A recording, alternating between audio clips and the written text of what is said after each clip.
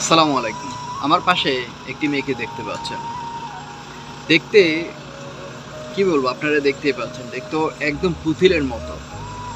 মাশাআল্লাহ, দেখতে অনেক সুন্দরী মেয়েটা। মেয়েটা কোথায় অভাব? কিসের অভাব? মেয়েটা ১.৫ মিনিটের ভিডিওটা আমি দেখতে পেয়েছি। বর্তমানে সামাজিক যোগাযোগ মাধ্যমে এই ভিডিওটি ভাইরাল।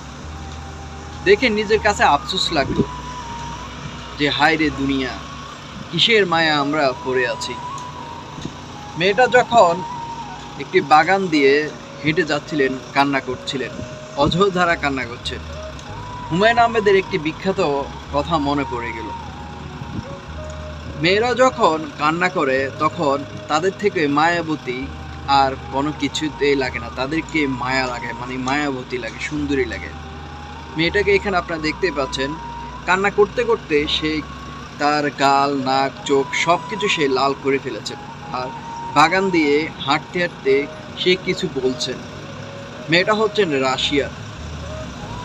যাওয়ার সময় সে কিছু বলছেন, এক রাশিয়ান সেই ভাষাটি অনুবাদ করেছেন, রাশিয়ান ছেলে।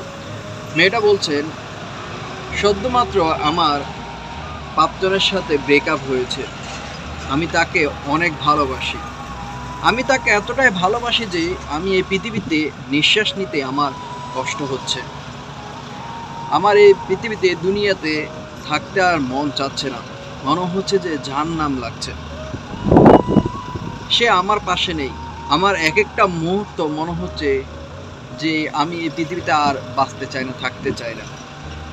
এমনই কথা বলতে বলতে সে এতই কান্না করছে, নাক, চোখ সব কিছু সে লাল করে এখানে দেখতে পাচ্ছেন। যখন সে কথা বলছিলেন ১.৫ মিনিটের ভিডিওটা, তখন সে তার হাতে গোল্ড, ডায়মন্ড অনেক কিছুই দেখা যাচ্ছে। সে যখন যেখানে এই দুনিয়া থেকে চলে গিয়েছেন তার একটু ফার্ম হাউস আমরা দেখতে পেয়েছি।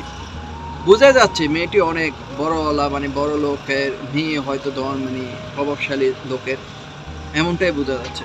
কিন্তু কোথায় তার ঘাটতি ছিল দেখছেন? ভালোবাসা।